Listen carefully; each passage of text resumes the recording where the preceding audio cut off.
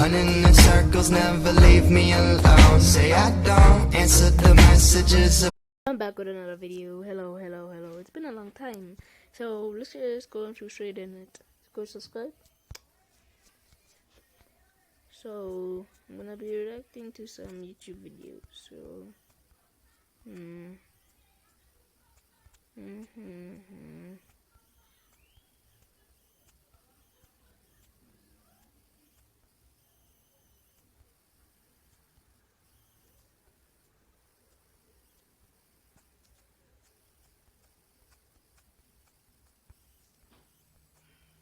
I'll be reacting to We Are Congested Twins.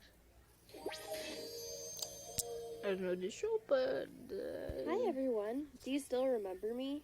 I'm Bianca, who told you the story of me and my conjoined twin sister Emily before. First of all, I would like to sincerely thank you for the wishes and prayers that you have given to me before the surgery. As you can see, the surgery to separate me from my half-sister Emily has been successfully implemented, and now, even though I'm only a half-human with an arm and a leg, I'm still happy and healthy. Thank you very much once again. After more than 20 hours of surgery to separate me from Emily's body, it took me many months to fully recover and be able to continue my life. I don't know of about course, these things. I had a lot of difficulties in my daily know activities because I was used to having Emily control the other half of my body. Now I can't drive on my own because there's only one hand and one leg left. I had to switch to public transport like buses and trains.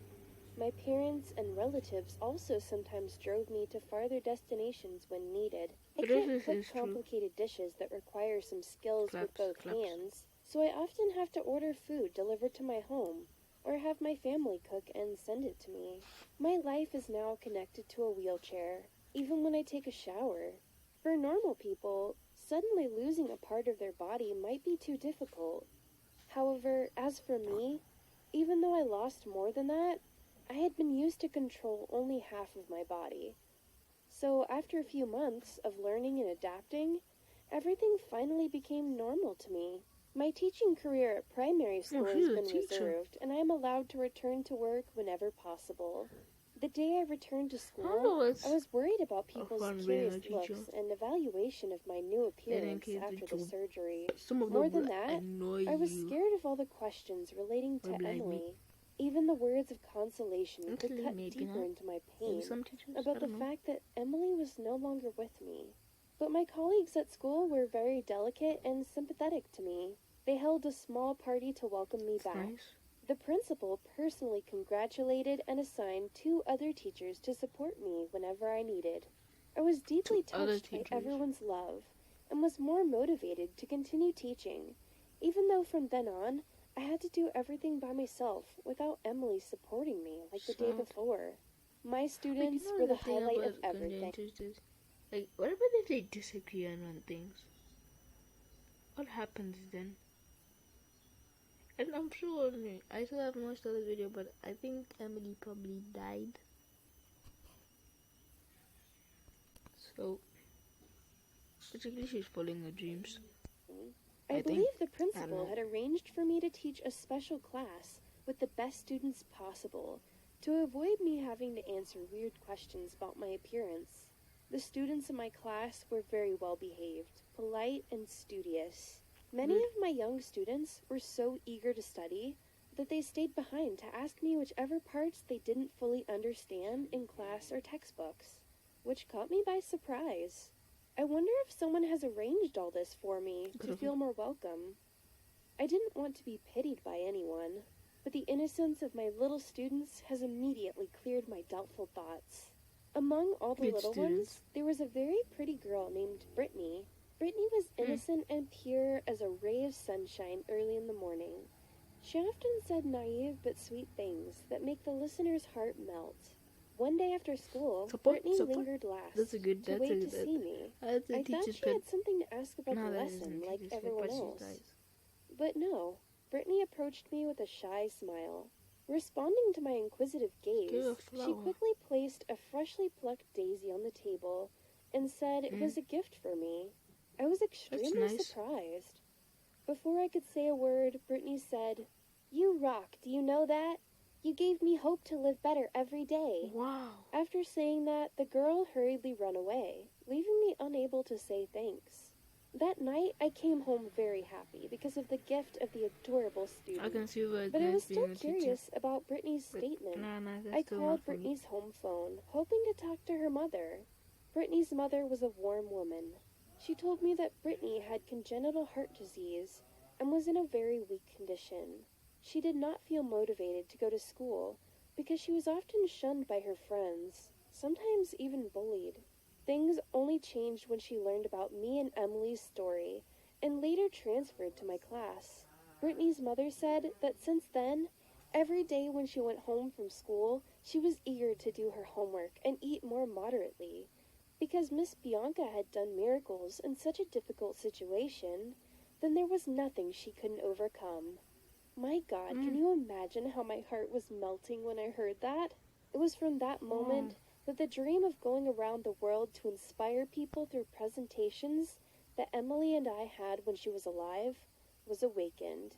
I have never forgotten our dream, but the health condition after surgery didn't allow me to start doing anything that was too much for my strength.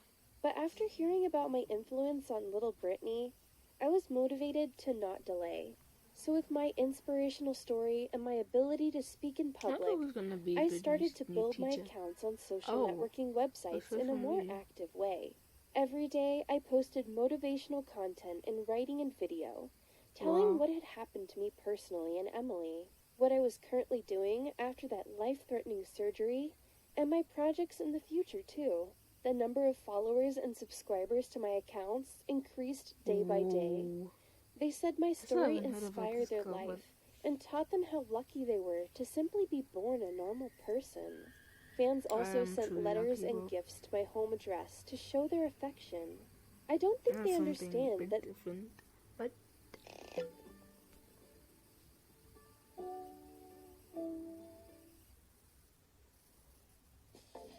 Alright, let's see some ID.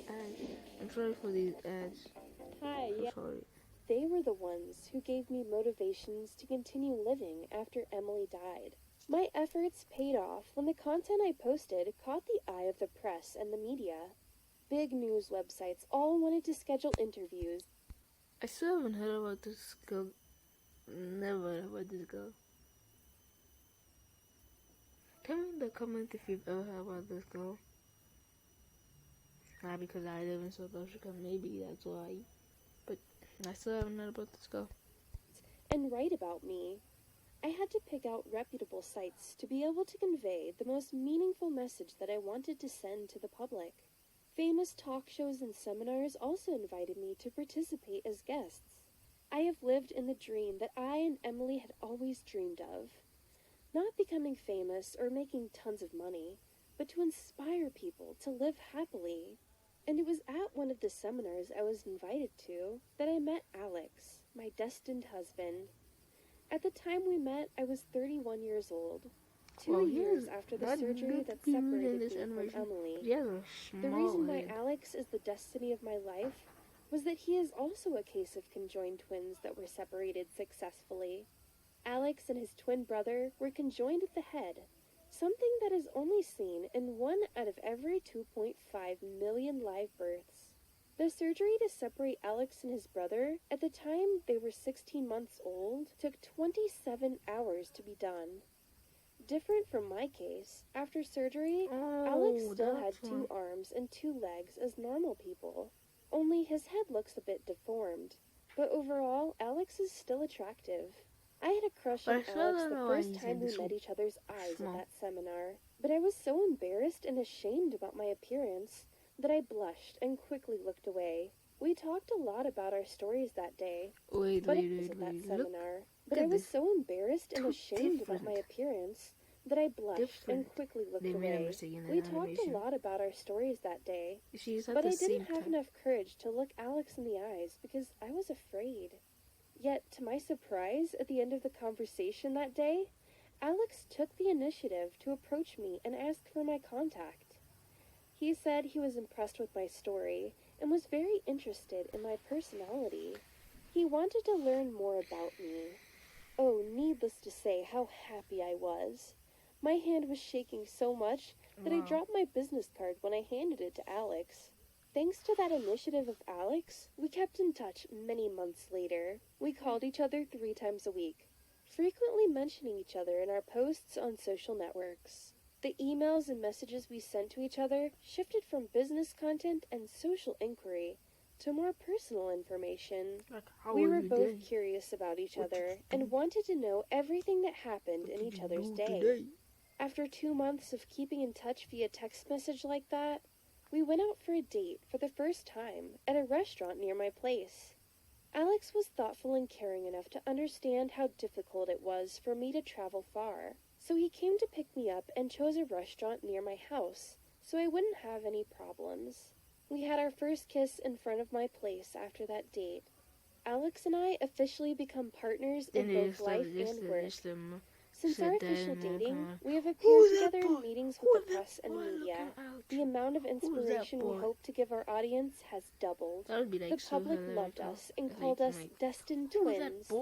And everyone seemed to burst into happiness when we announced the news about our engagement and wedding. We had the happiest ending possible for conjoined twins. Like famous stars, we'd never felt we have a normal life, because we always felt overly concerned by the public. But Alex and I found that empathy in each other. We share the same story and now share our lives. Alex is my half-lost since Emily died, and I thank God every day for bringing him to me. But now, a while after getting married, we are facing one more important decision of life, and we need advice from you guys, our adoring fans. I have been pregnant for nearly 2 months. It is an unbelievable piece of good news for someone who has only half her body left like me. But after the examination, the doctor concluded that I was pregnant not only with 1 or 2 babies, but triplets. What even more shocking was that after a thorough examination, the doctor warned me and Alex that with the mutant gene in our bodies, the possibility of the 3 children being conjoined is very big. The right to decide the fate of those children is entirely in our hands because, at this time of pregnancy, abortion is not too dangerous. What should Alex and I do, guys? If you've supported us from the beginning till now, please give me more advice.